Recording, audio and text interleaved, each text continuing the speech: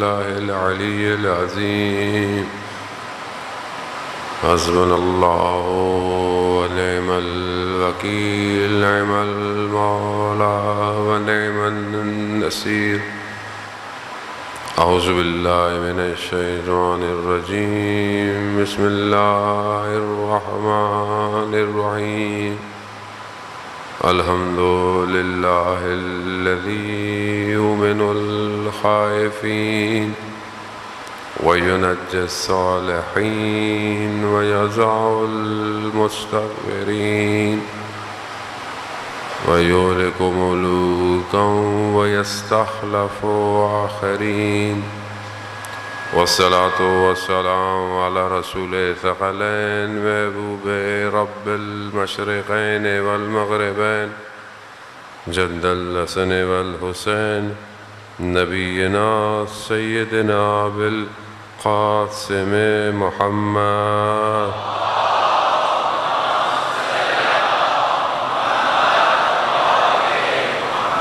وعلى آله الطيبين الطاهرين المعصومين لا سيما بقية الله في الأرضين روحي وأرواحنا لتراب مقدم الفداء ولعنة الله على أعدائهم أجمعين بسم الله الرحمن الرحيم رب اشرح لي صدري ويسر لي أمري واحلل عقدة من لساني يفقهوا قولي أما بعد فقد قال الله تبارك وتعالى في كتاب الحكيم والقرآن المجيد وما خلقت الجن والإنس إلا ليعبدون صلوات بھیجے محمد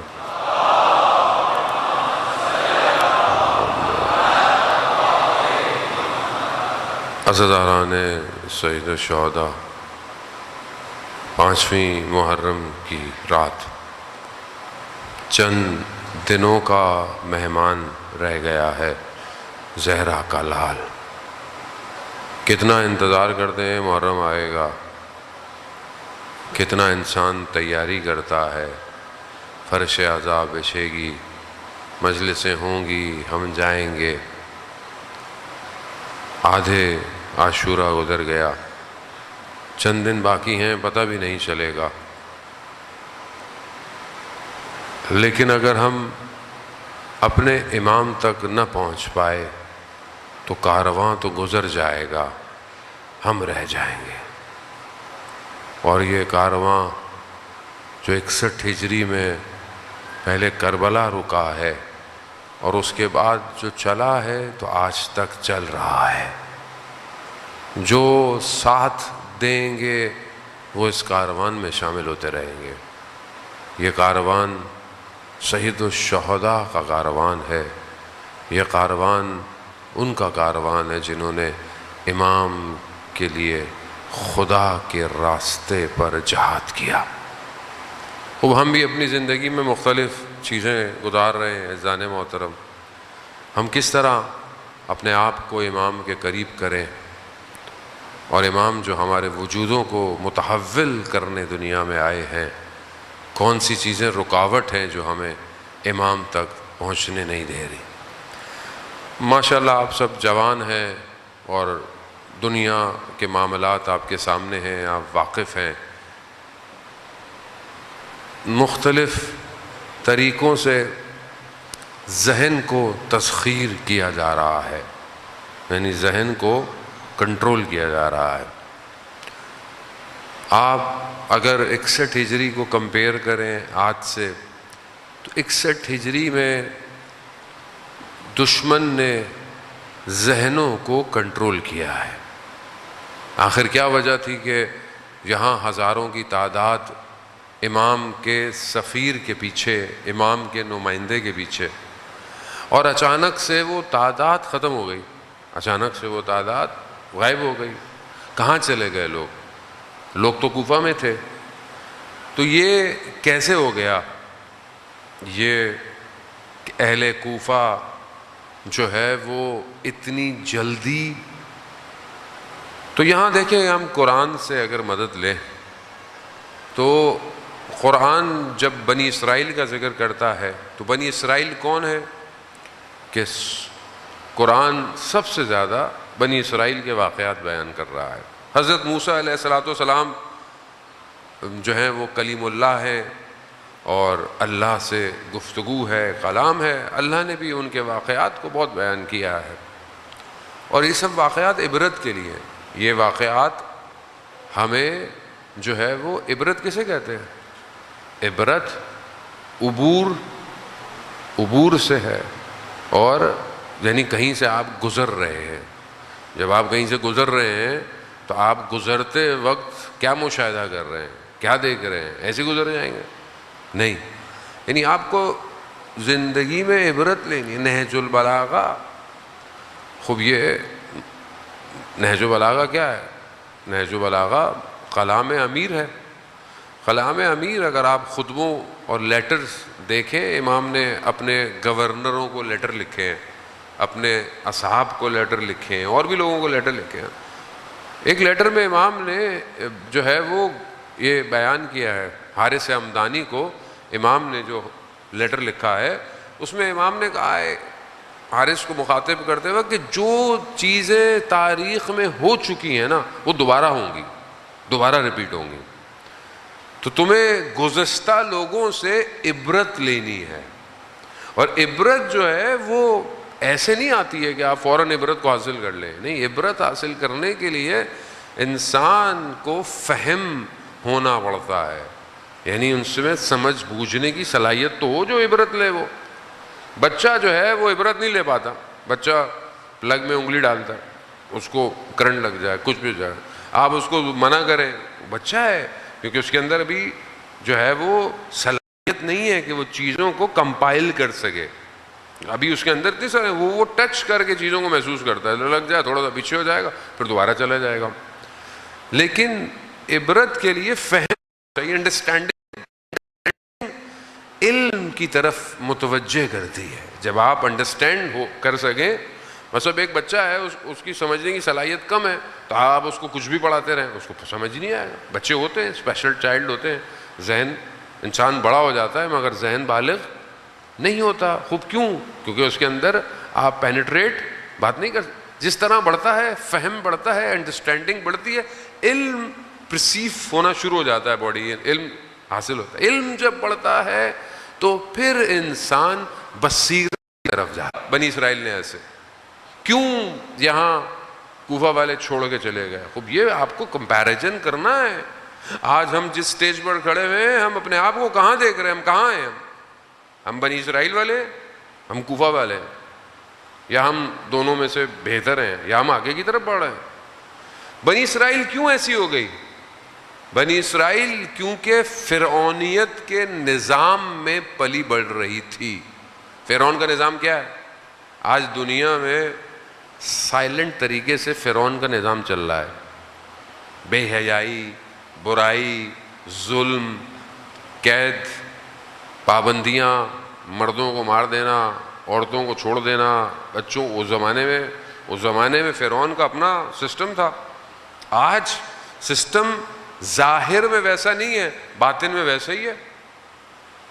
آج آپ کے برین کے ذریعے سے وہ مردوں کو مار دیتا ہے، عورتوں کو غلام بنا رہا ہے، خواہشات کا غلام، آرزوؤں کا غلام۔ سوشل میڈیا اس ٹائم جس فرعونیت کا مظاہرہ کر رہا ہے کوئی بھی نہیں کر سکتا۔ لوگوں کے وجود میں خود نمائی پیدا کرنا، میرے کتنے فالوورز ہیں، میرے کتنے لائکس ہیں، میں اپنے آپ کو دکھاؤں۔ انسان آج کیا کر رہا ہے؟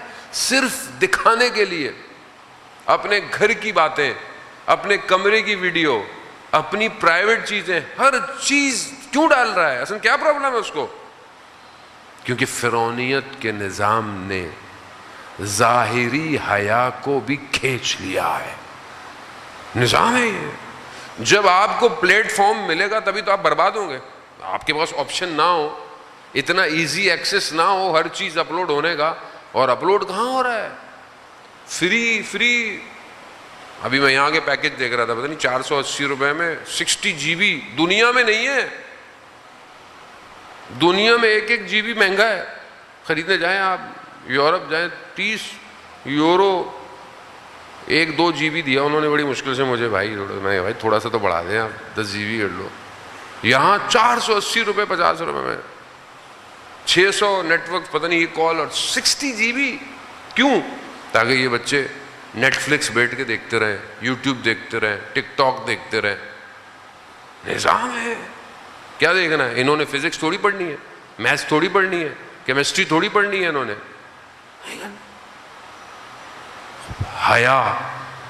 یہ جب اس سسٹم میں آپ بڑے ہوں گے، خدا نخواستہ آپ کو نہیں کہہ رہا، ویسے کہہ رہا ہوں، جنرل کہہ رہا ہوں، تو اب آپ کیسے آپ الہی نظام میں انٹر ہو پائیں گے؟ کیسے ہوں گے آپ؟ کوئی جو ہے وہ متوجہ کرنے والا، کیونکہ ہم خود متوجہ نہیں ہیں، ہم آپ کو کیا متوجہ کریں گے؟ کیونکہ ہم مولوی حضرات تو خود اپنی لائکس میں پڑے ہوئے ہیں، کس نے کتنے ویوز لے لیے، کس نے کتنے وہ لے لیے، ہم تو اپنے پھنسے ہوئے ہیں. کس کی مجلسیں کتنی جگہ لائیو جا رہی ہیں، خوب بھی خطرناک ہے یہ. میں یہ نہیں کہہ رہا کہ ضروری نہیں ہے، بہرحال مجلس یہاں سے دنیا میں جاتی ہے، لوگوں کو فائدہ ہوتا ہے، لیکن ہماری خواہشات، ہماری آرزوئیں ہدف امام حسین سے بہت دور چلی گئی ہیں. چاہے ہم عزاداری کیوں نہ کر رہے ہو. آپ بھی عزاداری پہ آتے ہیں، آپ بھی کہتے ہیں چلو ایک ویڈیو بنا کے دیکھ لو، تھوڑا اپلوڈ کر لیں، پھر دیکھیں کتنے لوگوں نے لائک کیا. آج میں نے ویڈیو ڈالی تھی، یہ بری بات نہیں ہے، لیکن آپ کا ہدف کیا ہے؟ آپ کو کس چکر میں پھنسا دیا گیا ہے؟ کس چیز میں گریب کر لیا گیا ہے؟ یہ سسٹم کوفہ میں جو ابن زیاد ملعون نے جو پینیٹریشن کی ہے، جو میڈیا وار چلائی ہے، اس نے حضرت مسلم کو اکیلا کر دیا. اس کو سمجھنے کی ضرورت ہے کس طریقے سے وہ آیا. پہلی اسٹریٹجی ابن زیاد کی کیا تھی؟ بہروپیہ، روپ بدل کر آنا، سچ نہیں بتانا. کس طرح آیا وہ؟ کوفہ کس کا انتظار کر رہا ہے؟ کوفہ میں خط لکھے گئے، لوگوں نے بولا مولا آ جائیے. کوفہ کس کا انتظار کر رہا ہے؟ امام کا. کس حلیے میں آیا؟ مقدس حلیے میں کوفہ میں انٹر. کیا ہوا؟ اتنے سارے کوفہ والے تھے، 3-4 لوگوں کو روک نہیں سکتے تھے. نفوذ کیا. جہاں آپ کے احساس اور جذبات ہیں، دشمن وہیں سے نفوذ کرتا ہے، وہیں سے نفوذ کرتا ہے. دشمن آپ کے سامنے نہیں آئے گا زہر کھا لو، چاکلیٹ کے اندر زہر دے گا یہ لو کھاؤ. دشمن جانے سمجھنے کی خوب ضرورت ہے. اگر آپ اس دوسری چیز کو کہ جو توحید کے مقابلے میں ہے اسے انڈرسٹینڈ نہیں کریں گے، امام تک نہیں پہنچ سکتے. آپ کو پتا تو ہو کہ سامنے والا رکاوٹ کیا دے رہا ہے. اب یہ سسٹم سب سے پہلے آ کر جہاں معاشرے کو دھوکے میں ڈالتا ہے، جہاں نفسوں کو خریدتا ہے، جہاں اجتماع کو اغوا کر لیتا ہے، اجتماع اغوا ہو جاتا ہے. اب آپ سوچیں نا کہ ہم کتنی بڑی تعداد میں جو ہے وہ پوری دنیا میں ذکر امام حسین علیہ السلام کر رہے ہیں، پوری دنیا کے اندر. اب یہ پوری دنیا میں ذکر کے باوجود بھی ہم تبدیلی اس طرح نہیں لا پا رہے جس طرح لانی چاہیے. اس کی وجہ کیا ہے؟ کیونکہ ہم اغوا ہو جاتے ہیں. ہم یہاں سے باہر نکلتے ہیں، جیسے بہت سارے لوگ کہتے ہیں مولانا صاحب میں مانچسٹر میں تھا، میرے دوست ساتھ تھے، ان کی ڈیوٹی تھی روز مجھے مجلس میں لے کے جاتے تھے. وہ ان کے چکر میں مجھے روز مجلس بھی نہیں پڑھنی پڑتی تھی، ریپیٹ بھی نہیں کرتا تھا میں تو روز، یہ تو ساتھ میرے ہوتے ہیں. تو انہوں نے کہا مولانا صاحب مجلس میں تو ایسا لگتا ہے کہ بس انسان ٹکرے مار دے، توبہ، لیکن ویسے ہی باہر نکلتے ہیں پھر وہی دنیا، وہی چیزیں آ جائیں. وہ دنیا ایسی ہے، دنیا یہ ہماری تو کوئی اتنی حیثیت بھی نہیں، نہ ہمارے زبان میں اتنی تاثیر ہے.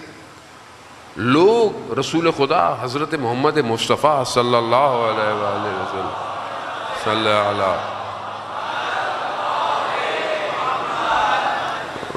اصحاب فرماتے ہیں کہ یا رسول اللہ جب ہم آپ کے ساتھ ہوتے ہیں تو ہماری ایک عجیب کیفیت ہوتی ہے، لیکن جیسے ہی ہم باہر نکلتے ہیں ہمیں ایسا لگتا ہے دنیا واپس آ گئی. رسول خدا فرماتے ہیں اگر ہر وقت تمہاری حالت ایسی رہے تو ملائکہ تمہارے ہاتھوں کو چومنے لگ جائیں. اب یہ فطرت ہے انسان، اور یہ بہرحال جہاں انسان بری چیز بھول جاتا ہے وہاں اچھی چیز بھی بھول جاتا ہے. لیکن تکرار، ریپیٹیشن انسان کو بچا کے رکھتی ہے. اسی لیے 5 وقت کی نماز ایک چھوڑ دو گے، دوسری چھوڑ دو گے، تیسری چھوڑ دو گے، چوتھی چھوڑ دو، 5ویں تو پڑھو گے. آج چھوڑ دو گے، کل تو پڑھو گے. کیوں رکھی ہے؟ ہفتے میں 1 دن عبادت نہیں ہے. اسی لیے عزاداری بھی ہر وقت ہے. آپ کا اپنا بھی کوئی مر جائے، حسین کو یاد کرو.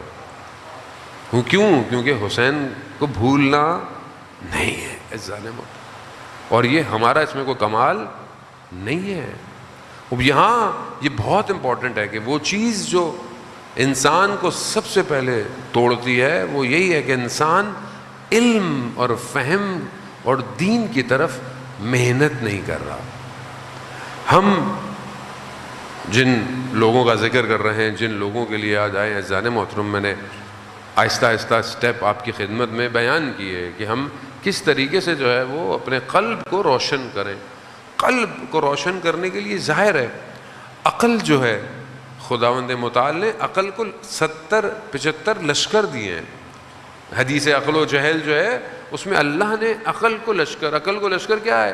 شجاعت، صبر، استقامت، ایمان، یہ سب عقل کے لشکر ہیں.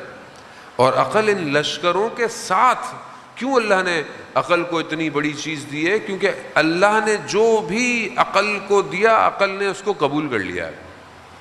اور عقل جو ہے وہ انسان کو آگے کی طرف بڑھاتی ہے. لیکن میں نے پہلے بھی آپ کو بتایا تھا عقل صرف ادراکات رکھتی ہے، درک کرتی ہے، دیکھتی نہیں ہے. دیکھتا قلب ہے انسان کا. لیکن اب اس قلب کو روشن کرنے کے لیے انسان کو محنت کرنی ہے. پہلی چیز علم ہے، فہم ہے. معاشرہ، وہ معاشرہ جو کتاب دوست نہ ہو وہ معاشرہ ترقی نہیں کرتا. اور بہت جلدی ایسے معاشرے پر جھولا کا طبقہ حاکم ہو جاتا ہے. یعنی کون؟ یعنی جاہل لوگ حاکم ہو جاتے ہیں. کیوں؟ کیونکہ معاشرہ علم دوست نہیں ہے. معاشرہ علم کیسے آئے گا؟ علم تبھی آئے گا کہ جب آپ مطالعہ کریں گے، پڑھیں گے. ہمارا مطالعہ کتنا ہے عزیزان محترم؟ دیکھیں میں جو بھی آپ سے بیان کرتا ہوں تو تھوڑی دیر ہے، 1 گھنٹہ بھی پورا نہیں ہوتا. وہ بھی ٹوٹے پھوٹے لفظ ہیں، میرے پاس اتنا علم بھی نہیں ہے. لیکن اگر آپ خود رشد کرنا چاہتے ہیں تو آپ کو اپنی زندگی میں مطالعے کے اصول قائم کرنے پڑیں گے. اور خاص طور پہ جوان ہیں آپ. میں نے کل آپ کو بتایا کہ ہماری زندگی میں ایک جو چیز ہے وہ فرصت ہے، اپرچونٹی ہے. آپ کے پاس اپرچونٹی ہے. پہلے آپ جائیں کسی اور ملک میں، ویسٹ میں جائیں تو لوگ اپنی ٹریولنگ میں بک رکھتے ہیں، ناول پڑھتے ہیں، کچھ بھی پڑھتے ہیں. ٹرین میں ایک سٹاپ سے دوسرے سٹاپ میں اٹھے، کتاب پڑھی، 2 صفحے پڑھے، واپس بک مارک لگایا، گاڑی میں ڈالا، اتر گئے. خوب یہ ہیبٹ اب تو وہاں پہ بھی آہستہ آہستہ کم ہو گئی ہے. لیکن یہ آپ سوچیں کہ ہم نے کتنی کتابوں کا مطالعہ کیا آج تک. دین کے معاملے میں ہماری کتنی کتابیں. لوگ مولانا سوال پوچھتے ہیں، لوگ ہم سے سوال پوچھتے ہیں، ظاہر ہے ہمارا حق بنتا ہے مولانا صاحب یہ بتا دیں، یہ بتا دیں. یہ جو آپ ہم سے پوچھ رہے ہیں، اس پوچھنے سے پہلے آپ نے کتنا سرچ کیا، کتنا سرچ کیا؟ ابھی تو آپ کے سامنے احکام sistani.org، khamenei.org، leader.org، اسلام، کتنی ویب سائٹس ہیں، اس کے اوپر سب کوشچن آنسر ہیں. لیکن ہم سرچ نہیں کرتے. مولانا صاحب آپ ہی بتائیں گے بھائی. اچھا بھائی ابھی ہم بتائیں گے. دوسری بات سب سے امپورٹنٹ احکام کے علاوہ عقیدہ ہے، دین، توحید ہے. توحید پر ہم نے کتنی کتابیں پڑھ لی؟ نبوت پر ہم نے کتنی کتابیں پڑھی ہیں؟ امامت پر ہم نے کتنی کتابیں پڑھی ہیں؟ ہم کربلا پر ہم نے کتنی کتابیں پڑھی؟ کربلا پر ہم نے خود کتنی کتابیں پڑھی ہیں؟ اذان محترم، پھر ہم کیسے یہ کہہ سکتے ہیں کہ یہ معاشرہ ظہور کی طرف حرکت کر رہا ہے؟ کیسے کرے گا؟ آپ اپنے سبجیکٹ کی کتنی کتابیں پڑھتے ہیں؟ اسکول میں جو پڑھایا جاتا ہے وہ تو میں نے پڑھایا، ہوم ورک کیا. ہمارا تو ملک وہ ہے جہاں اسکول مہنگے سے مہنگا بھی ہو پھر بھی ٹیوشن پڑھنی ہے. ہمیں تو بھائی مہنگے اسکولوں میں کیوں کرا رہے ہو؟ پھر ٹیوشن تو پڑھے گا بچہ. تو اس کا مطلب کیا ہے؟ یعنی تعلیمی نظام میں سب سے بڑا نقص یہ ہے کہ اسکول پڑھا ہی نہیں رہا اس کو، ٹیوشن پڑھتا ہے وہ. کوئی بھی وہ ٹیوشن پڑھے گا. ٹیوشن کا کاروبار اچھا ہے ہمارے یہاں. میں ہی نہیں کہتا کہ آپ لوگ ٹیوشن میں پڑھاتے ہیں نہ پڑھائیں بھائی، لیکن آپ یہ دیکھیں نا کہ کئی ملک ایسے ہیں جہاں ٹیوشن کا کانسیپٹ ہی نہیں ہے. اصل کانسیپٹ نہیں ہے ٹیوشن کا. کیوں؟ وہ اسکول کیا کرنے جا رہا ہے وہ؟ ٹھیک ہے ہیلپ چاہیے، کبھی کسی سے لے لی، اور لیکن جو ہم پڑھایا جا رہا ہے، کیا یہ جو سبجیکٹ پڑھ رہا ہے اس پر بھی محنت ہو رہی ہے کہ نہیں ہو رہی ہے؟ اب آپ بولیں گے مولانا صاحب ہمیں کہاں لے کے جا رہے ہیں؟ عزیزان محترم، وہ جو ایک حکومت بننی ہے نا، وہ جو ایک حکومت بننی ہے وہ مدینہ فاضلہ ہے. وہ ایک ایسا شہر ہے کہ جس میں کوئی لوپ ہول نہیں ہے. وہ جو آئی ٹی کے لوگ بیٹھے نا، تو آپ کو پتا ہے کہ فائر وال بنائی کیوں جاتی ہیں، ساری چیزیں کیوں بنائی جاتی ہیں کہ کوئی بگز نہ آئے، کوئی اٹیک نہ کرے. بینکنگ سسٹم جتنا بھی آن لائن ہوتا ہے سب اسٹرانگ فائر وال پہ بنا ہوا ہوتا ہے کہ کوئی گھس کر ڈیٹا انکرپٹ نہ کر لے، ڈیٹا چوری نہ کر لے. وہ آپ بھی اینٹی وائرس ڈالتے ہو کہ کوئی مالویئر نہ آ جائے، اسپائی ویئر نہ آ جائے، اندر نہ گھس جائے، موبائل کو خراب نہ کر لے. خوب کیوں ہے یہ سب؟ وہ جو شہر ہوگا نا وہ بہت فائر وال پروف ہے. وہ فائر وال پروف اس میں نہیں ہے کہ کوئی اس میں گھس نہ پائے، جس میں بھی نقص ہوگا وہ اس شہر میں جا ہی نہیں پائے گا. اور یہ نقص یہاں ہے، یہاں جس میں کینہ ہوگا وہ امام کی حکومت میں داخل نہیں ہو پائے گا. جس میں بغض ہوگا، جس میں منافقت ہوگی نہیں جا پائے گا. جس میں جہالت ہوگی نہیں جا پائے گا. جو اپنی طرف متوجہ نہیں اور دوسروں کی طرف انگلیاں اٹھاتا ہوگا وہ نہیں جا پائے گا. وہ آپ دیکھیں اب یہ علماء کی زندگی طرف متوجہ ہوں. واقعہ میں پہلے آپ کی خدمت میں بیان کر چکا ہوں کہ انسان خوب پہچانا جاتا ہے. خاص طور پہ جوانوں کے لیے کتاب جو ہے وہ چند کتابیں جو ہیں وہ طالب علموں کے لیے تو بہت ضروری ہیں پڑھنا، لیکن عام جوانوں کے لیے بھی ہے کہ بہرحال انسان، کیونکہ جب تک آپ کا انٹرنل سافٹ ویئر ٹھیک نہیں ہوگا آپ ایکسٹرنل کچھ نہیں کر سکتے. انٹرنلی کمزور تھے، ابن زیاد نے تلواروں کو سونوں سے خرید لیا. انٹرنلی مضبوط ہوتے تو کھڑے رہتے، کٹ جاتے، مر جاتے، امام کے لیے کھڑے رہتے. ملا مہدی ناراکی، ملا احمد ناراکی کے جو والد ہیں، ان کی کتاب جامع السعادات، وہ کتاب معراج السعادہ اردو کے اندر بھی ہے. معراج السعادہ اخلاق کی کتاب ہے، اخلاقیات سے بھری کتاب ہے. اس کو پڑھیں، پی ڈی ایف بھی مل جائے گی آپ کو، ویب سائٹس پہ پڑھی ہوئی، فری میں، پیسہ بھی خرچ نہیں کرنا. وہ جو ان کے والد نے کتاب لکھی تھی، یہ کتاب اس کا خلاصہ ہے، جامع السعادات. وہ کتاب عربی میں لکھی گئی. عربی میں لکھی گئی. جب یہ نجف کے حوزے میں گئے تو لوگوں نے بہت سراہا کہ بھئی ماشاءاللہ کیا کتاب لکھی. بڑے بڑے علماء ملنے آئے کہ بھئی آپ نے کتنی زبردست کتاب لکھی. اگر کوئی نہیں آیا تو ایک شخص نہیں آیا. کون؟ کہ جو بہت بڑا عالم ہے اپنے زمانے کا، اور وہ سید مہدی بحر العلوم. سید مہدی بحر العلوم وہ ہستی ہیں کہ جنہیں وقت کے امام نے اپنے سینے سے لگا کر علم ٹرانسفر کیا ہے. اللہم صلی علی محمد.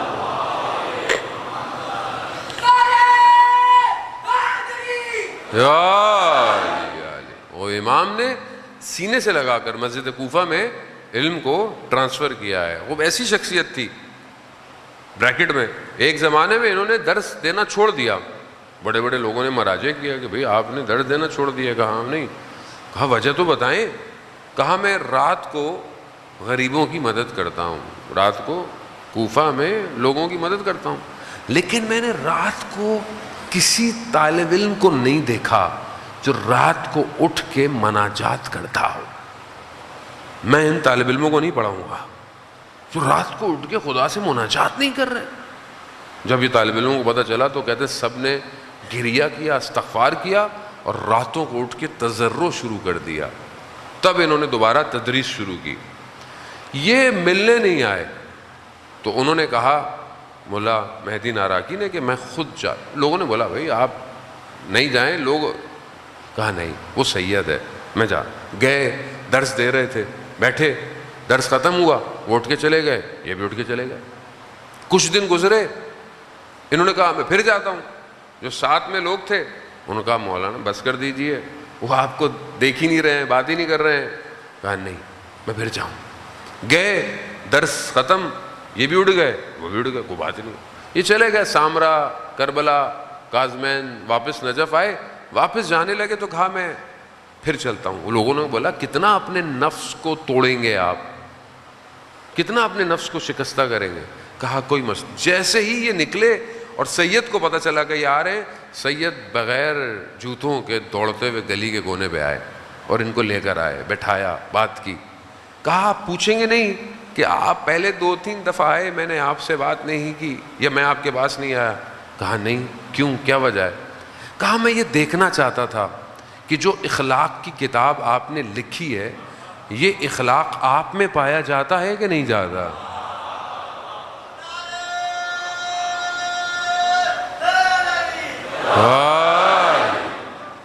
یہ انٹرنل ہے. یہ مجلس حسین سے اٹھ کے آدمی جائے اور واپس میں چلتے والے کو 2 لگا دے, منہ سے لگا, پٹو کہاں سے آ رہے ہو؟ مجلس سے آ رہے ہو. سبیل لگائی ہوئی ہے, 3 بج رہے ہیں رات کے, کوئی بھی نہیں ہے سبیل پہ, اونچی آواز میں نوحے چل رہے ہیں.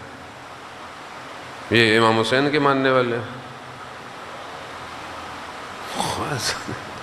یعنی حسین کو نہیں سمجھے. یعنی آپ دنیا کو کیا دکھانا چاہ رہے ہو؟ یعنی ہم محرم میں ہم کچھ بھی کریں گے. ابے بھائی کیا مطلب کچھ بھی کریں گے؟ لوگوں کو کھینچو اپنی طرف, ریبیل کر رہے ہو. مجھے کئی لوگ بعضوں کا بیچارے لوگ ڈرتے ہیں, کسی کو کچھ بول دو کہتے ہیں لو بھائی عزاداری کی دشمن ہو. بھائی بیچارے لوگ اپنے اپارٹمنٹ سے لوگوں نے مجھے ویڈیو بنا کے بھیجی ہیں. مولانا صاحب دیکھیں کوئی بھی نہیں کھڑا ہوا, دریاں بھی نہیں بچھی ہوئی ہیں, بس ایک 2-4 کناتیں لگی ہوئی ہیں اور 3 بج رہے ہیں. دیکھیں اب کوئی بوڑھا ہے, کوئی بزرگ ہے. عزیزان محترم معاملہ بہت نازک ہے. امام حسین تک پہنچنا آسان نہیں ہے, اپنی ذات سے گزرنا پڑتا ہے. جو اپنے آپ کو فنا کرے گا وہ حسین تک پہنچے گا. جہاں میں ہوں, جہاں میری باتیں ہوں, وہاں امام حسین نہیں آ سکتا. یہ قلب بہت پاک ہے, اسی کی تو اصلاح کرنی ہے. مجلس ہے اسی لیے میں اپنی اصلاح کے لیے آتا ہوں. میں خود مجلس نہ پڑھوں میں مر جاؤں گا. وہ چند دن گزرتے ہیں میں کہیں ٹریول نہ کروں, میرے گھر والے میرے چہرے پر پریشانی دیکھتے ہیں تو وہ کیا کہتے ہیں, اب آپ بہتری یہ چلے جائیں تو اچھی بات ہے کہیں نہ کہیں, کیونکہ آپ کے حالات ہمیں اچھے. کیوں؟ کیونکہ رزق کے معنوی ذکر حسین ہے, وجود کو ذکر چاہیے. امام علی علیہ السلام فرماتے نہیں تھے کمیل سے, کمیل واز کرو واز. کیوں؟ کان سننا چاہتے ہیں. وہ جب انسان وجود اس کا گفتگو کرتا ہے تو وہ خود بھی سن رہا ہوتا ہے, خود سن رہا ہے. ہمارے ایک مرشد کہتے تھے کہ تم جب بولتے ہو تو تم نہیں بول رہے, ہم بول رہے ہوتے ہیں. بیسیکلی ہم خود سن رہے ہیں, ہم خود سننا چاہتے ہیں. کچھ پہلی چیز یہی ہے کہ انسان فہم علم بڑھائے زندگی میں. کتاب PDF ڈاؤن لوڈ کر لیں, آسان ہے. 10 دن 10 حدیثیں تو پڑھ سکتے ہیں. 10 دن امام حسین کی 10 حدیثیں پڑھ تو سکتے ہیں. یہ تو ہماری اپنی بھی کوتاہی ہے جان محترم, ہم بھی آپ کو باتیں نہیں بتاتے. ہماری میں دوسرے علماء کو تو نہیں کہہ سکتا, میں اپنی غلطی آپ کے سامنے آشکار کر رہا ہوں. اب ہم 10 دنوں میں کچھ چیزیں پڑھ سکتے ہیں, سیکھ سکتے ہیں. خوب جہاں آپ اتنا سیکریفائس کرتے ہیں اپنے ٹائم کے لیے, وہاں تھوڑا سا اور کر سکتے ہیں. یہ نقصان نہیں دے گا۔ علم ہمیشہ انسان کے وجود کو نورانی کرتا ہے، نور آتا ہے، اور اگر جب ویسے بھی معصوم کا قول ہو تو انسان کا وجود ویسے ہی نورانی ہو جاتا ہے۔ امام رضا علیہ السلام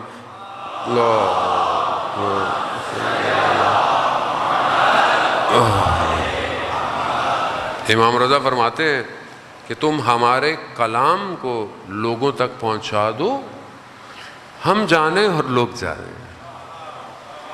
اور یہی امام فرماتے ہیں کہ مجھے مشہد سے بڑی محبت ہے، ویسے تو ہر حرم سے محبت ہے، لیکن مشہد کی ہوا کچھ الگ ہی ہے۔ ویسے امام فرماتے ہیں کہ تم اللہ کی طرف سے، کہ تم اگر اللہ کے کم دیے ہوئے پر راضی ہو جاؤ تو خدا تمہارے کم عمل کو بھی قبول کر لے گا۔ یہ انسان خوب طلب تڑپ ضروری ہے جان محترم۔ ایک عالم دین جن کو اللہ نے توفیق دی ہوئی تھی کہ وہ حرم میں سحر کی اور فجر کی نماز پڑھا کرتے، 2 گھنٹے کہتے ہیں کہ تہجد پڑھا کرتے تھے، 2 گھنٹے تہجد۔ خدا ہمیں بھی جو ہے وہ اس سحر میں خدا کلام کرنے کا رزق عطا فرمائے۔ تہجد پڑھا کرتے تھے، بیمار ہو گئے، مریض ہو گئے، شدید مریض ہو گئے، ہاسپٹل چلے گئے۔ اب خدا جو ایک توفیق تھی جو ہر روز مشہد میں امام کے حرم میں جانے کی، اب وہ کم ہو گئی، تو بڑا گریہ کیا انہوں نے کہ پاؤں میں شدید درد، نہیں جا سکتے، تو بہرحال توسل کیا امام سے۔ بیداری میں یا سوتے میں آیت اللہ شمس الدین آغا ہاشمی نجات سے اس واقعے کو بیان کرتے ہیں، کہتے ہیں کہ انہوں نے دیکھا کہ ایک باغ ہے اور باغ میں امام رضا علیہ السلام بیٹھے ہوئے ہیں اور باغ میں خوبصورت پھول ہیں۔ انہوں نے ایک پھول توڑا اور مجھے دیا، اور پھر اپنے ہاتھ کو میرے ٹانگ پر جو ہے وہ لگایا۔ اچانک سے پھر میری آنکھ کھل گئی تو میں نے دیکھا کہ میرا درد ختم ہو گیا ہے اور پھول میرے ہاتھ میں ہے۔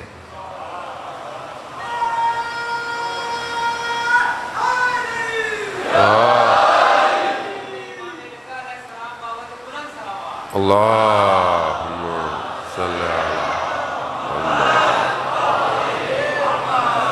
خدا ہم سب کو مشہد مقدس اور قم المقدسہ کی زیارت نصیب فرمائے۔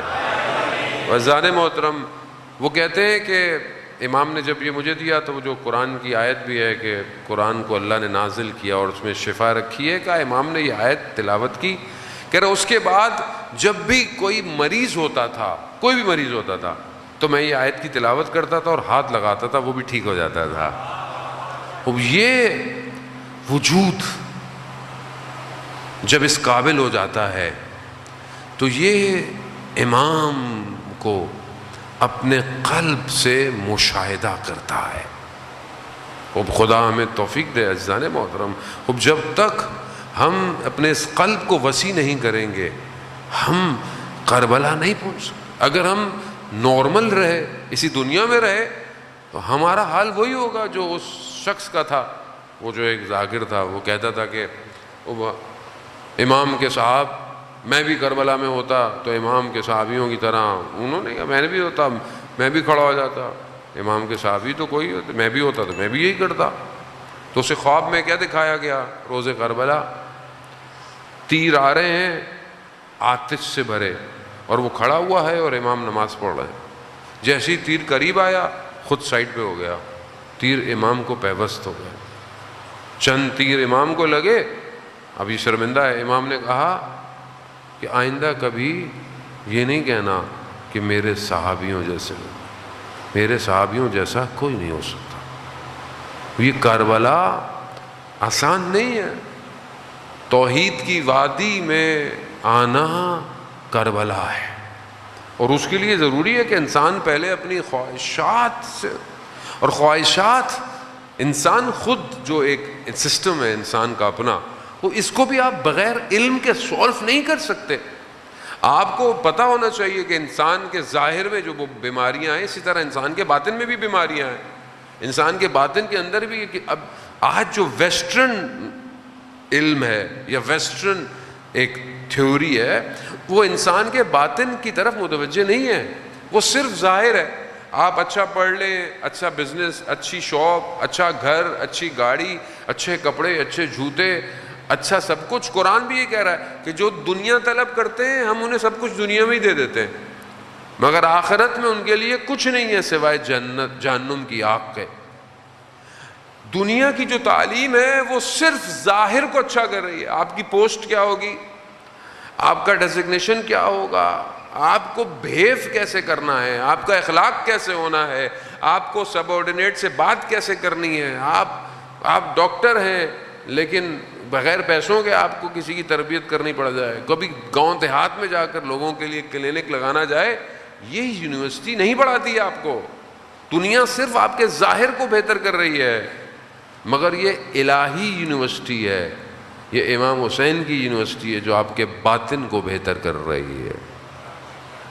اور قیامت والے دن ظاہر تو اٹھایا جائے گا، اصل کیا ہے؟ باطن. باطن.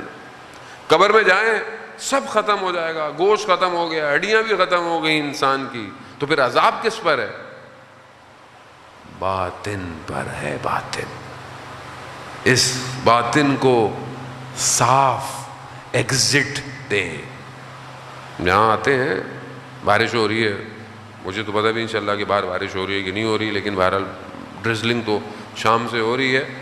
یقیناً آپ آتے ہیں، تکلیف بھی ہے یقیناً آپ کو، لیکن مولا آپ کو اس کا اجر دے. عزیزان محترم، موسیٰ آپ سوکھے کپڑوں میں آئے، آپ باہر نکلتے ہوئے گیلے ہوتے ہوئے گھر جا رہے ہیں. ایگزٹ اس زندگی سے کیا ہے؟ کیا میں پیدا ہوا معصوم، دنیا نے مجھے سکھایا، پڑھایا، اچھی لوگ مل گئے، اچھی اپورچونٹی مل گئی، اچھا سیکھ لیا، صحیح ہو گیا. لیکن غلط چیزیں ہوئیں، اور ایگزٹ کا ٹائم کسی کو نہیں پتا. مرنا کب ہے کسی کو نہیں پتا.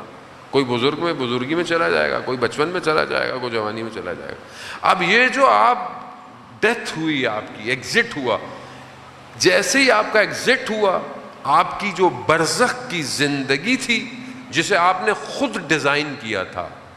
برزخ کوئی دور کوئی جگہ نہیں ہے، برزخ عالم ملکوت آپ کے ساتھ ساتھ ہے. جس حالت میں آپ کا یہاں دروازہ بند ہوا وہاں دروازہ کھل جائے گا، اور وہ دروازہ جہاں کھلے گا تو اس میں جو کچھ آپ نے بھیجا تھا وہی ہے. جو اینٹیں آپ نے بھیجی تھیں اسی دیواروں سے آپ کے وہاں گھر بنے ہوئے ہیں. جو درختوں کو آپ نے پانی دیا تھا وہی درخت آپ کو سائے کے لیے ہے. اگر زبان 200 گنا زبان سے ہے، قبر میں سب سے زیادہ عذاب زبان سے ہے. زبان ہے کیا؟ گوشت کا ایک ٹکڑا بس. اگر انسان چاہے تو اس کے اختیار میں رہ سکتا ہے، اگر انسان نہ چاہے تو انسان پھر اس کے غلام بن جاتا ہے. اب ہم جو بول رہے ہیں، جو بھی بول رہے ہیں، عالم برزخ میں منسجم ہو رہا ہے، جسم بن رہا ہے. یہ جو آپ بنا رہے ہیں، یہی چیز یا آپ کو امام کی طرف لے کے جا رہی ہے یا امام سے دور کر رہی ہے.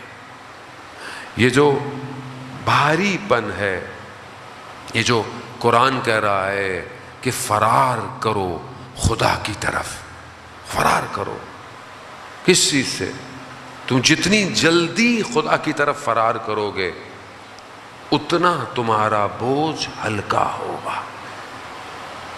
گناہ تمہیں بھاری کر دیں گے، تم بھاگ نہیں سکتے خدا کی طرف.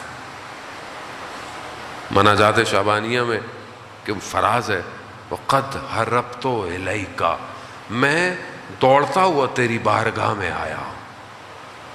وَقَفْتُ إِلَيْكَ، تیرے سامنے کھڑا ہوں. تو نے رسوا کر دیا تو کوئی عزت دینے والا نہیں ہے مجھے. جتنا آپ بوجھ ڈالیں گے اتنا آپ کو مشکل ہے خدا تک پہنچنے.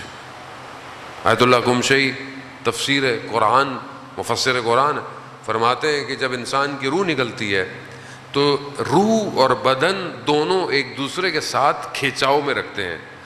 مادہ روح کو تنگ کرتا ہے، روح کو نکلنے نہیں دیتا. کیوں؟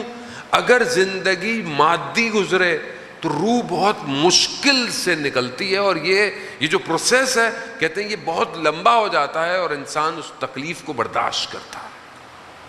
ایک شخص کہ جسے ایکسپیرئنس ہوا لائف آفٹر ڈیتھ کا، وہ کہتا ہے میں گھر سے باہر نکلا، گھر میں کوئی سلنڈر تھا، میں نے آگ لگ گئی، میں اس کو باہر پھینکنے گیا صحن سے، تو صحن میں میرے ہمسائے کی گاڑی کھڑی ہوئی تھی، اس میں سلنڈر لگا ہوا تھا، وہ رکھا، وہ بھی پھٹ گیا. وہ پھٹا تو پورے بدن میں آگ لگ گئی، پورا بدن جل گیا. اسی جلتے ہوئے میں اس کی روح نکل گئی. یہ کہتا ہے میں اپنے آپ کو اوپر سے دیکھ رہا ہوں، بدن میرا جل رہا ہے، میری روح، میں اپنے آپ کو ہلکا محسوس کر رہا ہوں. اچانک سے دیکھا کہ میری ماں آئی اور اس نے گریا شروع کر دیا، رونا شروع کر دیا، اور چیخ و پکار، اس کی چیخ و پکار اور اس کے گریے نے میری روح واپس بدن میں گئی. لیکن یہ جو پروسیس تھا نا دوبارہ بدن کا، یہ بالکل ایسا تھا کہ انسان تیغ تلواروں کے اوپر سے گزرتا ہوا واپس جا رہا. پھر میں گیا، میں نے پائپ اٹھایا، اپنے آپ کو ڈالا، اتنے میں ایمبولنس آئی، مجھے لے کے گئی. لیکن جیسے ہی میں ہاسپٹل پہنچا تو 100% برن تھا، پوری باڈی جل چکی تھی، وہ سب کپڑے شپڑے چپک گئے تھے. اب مجھے انہوں نے اتارنا تھا، لیکن جب آپ کو کچھ اتاریں گے تو وہ کہتے ہیں کہ ظاہر ہے پین کلر یا اینستھیزیا لگائیں، لیکن باڈی میں کہیں جگہ ہی نہیں تھی کہ اینستھیزیا لگے، بے ہوش کیا جائے. مجبوراً مجھے زندہ حالت میں، ہوش کی حالت میں میری کھال کو کھینچا گیا. جیسے ہی میری کھال کھینچی دوبارہ میری روح پرواز کر گئی. دوبارہ میں نے دیکھا، پھر میں وہی ہوں. لیکن پھر وہی چیزیں دیکھنے کے بعد واپس جب میری روح گئی پھر وہی تکلیف. عزیزان محترم، یہ لفظوں میں کہنا بہت آسان ہے، بہت آسان، لیکن جب روح نکلتی ہے، روایات کہتی ہیں 300 تلواروں کی نوکیں جب بدن میں چپ رہی ہوں روح ویسے نکلتی ہے. لیکن جو رجب کے آخری روزے رکھتا ہے اس کی روح خوشبو کی طرح باہر نکل جاتی ہے. یہ ساری چیزیں ہمارے پاس موجود ہیں. یہ سارا پروسیجر دوسرے عالم میں لکھا جا رہا ہے، دیکھا جا رہا ہے. کیونکہ مجھے توجہ ہی نہیں ہے کہ دوسرا عالم بھی ہے یا نہیں ہے. دوسرے عالم میں کیوں جو امام کے ساتھ تھے انہیں اپنی جانوں کا نذرانہ دیتے ہوئے تکلیف نہیں ہو رہی تھی؟ کیوں تھے؟ کیونکہ وہ اپنے آپ کو کہیں دیکھ رہے تھے، کہیں دیکھ رہے. اور جو اپنے آپ کو امام کے پاس دیکھتا ہے اس کے بدن کے ٹکڑے بھی ہو جائیں اسے تکلیف نہیں ہوتی. عزیزان محترم، تو ہم عزیزان محترم جو امام کے ساتھ ہوگا اسے امام بہت کمال پہ پہنچا دیتے. کربلا میں بہت معذرت کہ میں نے آپ کو زحمت دی. عزیزان محترم، کربلا میں جو امام کے قریب آیا امام نے اسے کمال پہ پہنچا دیا. کربلا میں کیسی کیسی ہستیاں ہیں، کیسی ہستیاں ہیں. معصوم کوئی نہیں ہے سوائے امام کے، لیکن آپ دیکھیں ان کے مقام دیکھیں. حضرت ابو الفضل العباس مقام دیکھیں آپ، جناب علی اکبر، جناب علی اصغر. اب یہ ہستیاں یہ آسان نہیں ہے. آج آپ ان کا ذکر کرتے ہیں، آج آپ ان کے لیے رو رہے ہیں، یہ کوئی عام دنیا ہے. یہ وادی عام وادی نہیں ہے، یہ کسی اور وادی میں ماجرا ہر سال ہوتا ہے تو آپ کی آنکھوں میں آنسو آنا شروع ہو جاتے ہیں. یہ ماجرا ریپیٹ ہو رہا ہے. آپ کا قلب پاک ہے، آپ اس عالم سے چیزوں کو محسوس کر رہے ہیں. رونا، گریہ کرنا میڈیکلی پروسیجر ہے. آپ بیٹھے ہوئے ہیں, آپ کے آنکھوں میں وہ لکوڈ تھوڑی ڈالا جاتا ہے, وہ جو آئیز کے لیے, بیماری کے لیے, کسی کے لیے آپ کو ڈالیں تو آپ رونا ہے. نہیں, یہ رونا آپ کا, آپ کے احساسات کچھ الفاظ سے سنک ہوتے ہیں, ارتعاش پیدا ہوتا ہے. یہ ارتعاش آپ کے باطن قلب میں جاتا ہے. یہ جب آپ کے باطن قلب میں جاتا ہے تو منظر کشی ہونا شروع ہو جاتی ہے. یہ منظر کشی کسی اور عالم میں ہے. یہ منظر کشی جب ہوتی ہے تو فیومز آپ کے قلب سے اٹھنا شروع ہوتے ہیں. باڈی کا جو سسٹم ہے وہ آپ کے قلب کی اطاعت کرنے لگتا ہے اور آپ کی آنکھیں نم ہونا شروع ہو جاتی ہیں. اور یہ آنسو عام آنسو نہیں ہے. اس ایک آنسو کی قیمت قیامت والے دن آپ کو پتہ چلے گی. ایک آنسو, یہ بڑا پروسیجر ہے, بڑا سسٹم ہے. دنیا اس کو سمجھ نہیں پائی. فرقے جنہوں نے جنہیں خدا کا نہ پتا ہو, جنہیں رسول کا نہ پتا ہو, انہیں گریے کا کیا پتا. وہ جو کہتے ہیں رونا حرام ہے تو فلانا ہے, یہ انہیں کیا پتا رسول کسے کہتے ہیں. جو رسول امام حسین کی ولادت پہ خود روئے ہوں, میری آپ کی حیثیت. عزیزان موت, ایک اور ہستی کربلا میں ایسی ہے کہ جس کا وجود نہ ہوتا تو کربلا نہیں ہوتی. فارسی کے اندر مصرع ہے, کربلا میں ماند اگر زینب نہ بود. کربلا میں رہ جاتی, کربلا رہ جاتی کربلا میں اگر زینب سلام اللہ علیہا نہ ہوتی. بس یہ چند مصائب کے جملے. عزیزان محترم, آج ان کو رونا ہے جن پر بی بی زینب نے کربلا میں گریہ نہیں کیا گریہ. 28 رجب کے واقعہ میں نے آپ کی خدمت میں پہلے بھی بیان کیا.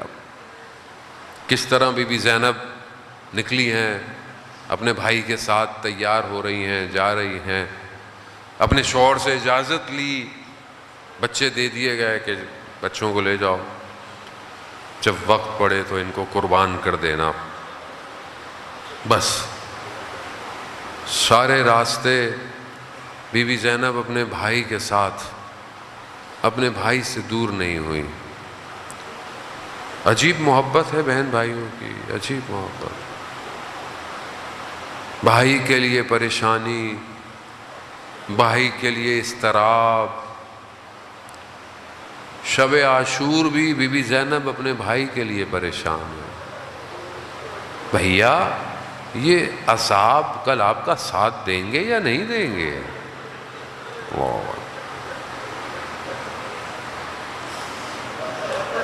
کیونکہ ماں کی ایک نشانی تو رہ گئی ہے, اب اس نشانی کو کیسے زینب چھوڑ دے. اللہ اکبر. ہاں عزیزان محترم, شب عاشور ہر ماں اپنے بچوں کو تیار کر رہی ہے. کربلا کی ماؤں کو سلام کہ جنہوں نے تشنگی اور پیاس اور غربت اور دشت کربلا کے باوجود اپنے بچوں کو تیار کیا. کسی ماں نے یہ بہانہ نہیں دیا کہ مطلب ہم کیسے تیار کریں, نہیں. ہر ماں رات کو اسی امید پر ہے کہ صبح اس کے جگر کے ٹکڑے امام پر قربان ہو جائے. بی بی زینب بھی اپنے بچوں کو رات کو یہی وصیت کر رہی, بیٹا صبح اپنے ماموں پر قربانی دینی ہے. روز عاشور آئی, ہر کوئی جا رہا ہے. آپ مقاتل پڑھتے رہتے ہیں, پہلے اصحاب گئے, پھر بنی ہاشم شروع ہوئے. اور بی بی زینب کو اپنے بچوں سے زیادہ علی اکبر سے محبت ہے. اور بہرحال آگے ایام آئیں گے اس جوان کے بھی. جو بھی بدن آیا خیمے میں سب سے پہلے بی بی زینب آئی. کیوں؟ تاکہ بھائی کو کوئی کمی محسوس نہ ہو. کھڑی ہوئی ہیں اپنے بھائی کے ساتھ. دن گزر رہا ہے، اون و محمد کو اجازت نہیں مل رہی. بی بی زینب اپنے بچوں کو لے کر اپنے بھائی کے پاس گئیں کہ بھیا ان کو اجازت. بھائی کیسے اجازت دے کہ بہن کے لختے جگر ہیں. اجازت ملی. عزادارہ نے محترم بس چند منٹ ہیں، شبیہ تابوت برآمد ہونا ہے.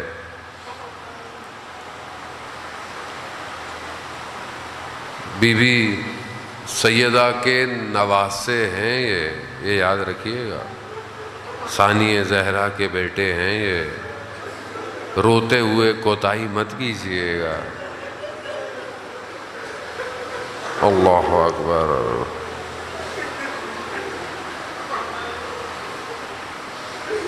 امام نے اجازت دی، جاؤ. اون و محمد گئے. جنگ آپ سنتے رہتے، میں تو اتنا بہرحال مقتل اور رجس نہیں پڑھ پاتا. جعفر طیار کے پوتے ہیں، حیدر کرار کے نواسے ہیں. جنگ تو جانتے تھے. دونوں نے خطرناک وار کیا. ایک میمنہ پہ میسرہ پہ کہتے ہیں ایسا وار کیا دشمن کو پلٹ دیا. لیکن بچے تھے اور پیاسے بھی تھے. لڑتے لڑتے چھوٹا بھائی گر گیا. جیسے ہی چھوٹا بھائی گرا نا تو بڑا بھائی تیزی سے اس کے پاس آیا. محمد ہم بھی آ رہے ہیں. تھوڑی دیر ہوئی، اون بھی اپنی سواری سے گر گئے. گرے، جیسے ہی گرے کہا مولا ہمارا آخری سلام ہو. زینب کی قربانی. عزاداران محترم مقاتل کہتے ہیں. پھر آپ جانتے ہیں نا کہ یہ بہت سارے باتیں جو ہیں وہ خود آپ تصور کریں.